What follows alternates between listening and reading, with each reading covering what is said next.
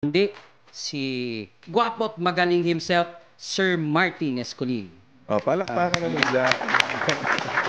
Good morning, everyone. Thank you for having me here in Larga na Balitang Pitmaster. So Sir Martin, our viewers know you as a legend in the sport. But can you tell us about where you studied, where you grew up, sir?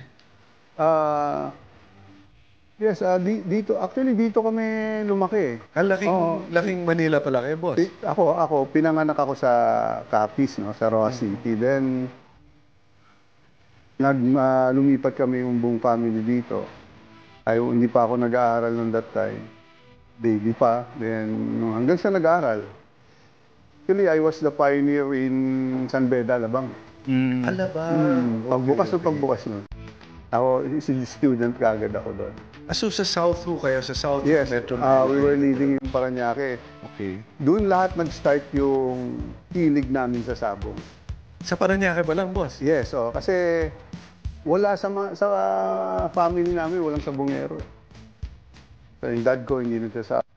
Sa mother side, hindi rin yung mga uncle ko ng mga kapatid ng mom ko, wala din nagsasabong. So, sino po nag-influence sa inyo, Sir Martin, to get into the sport? Yes, that time, nung we were staying in Parañaque, no,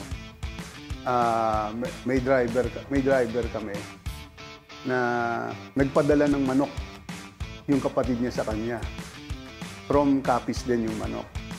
Then that time, meron kaming bagong sasakyan, siyempre shiny.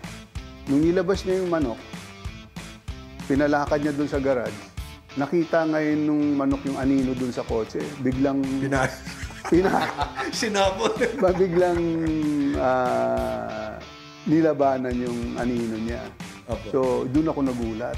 Kasi before, gagamba lang eh.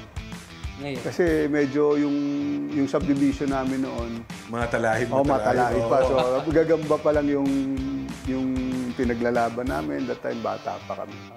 So, napunta dun sa manok. Ngayon, Nung bata ka siguro, sir, may fascination ka na sa combat.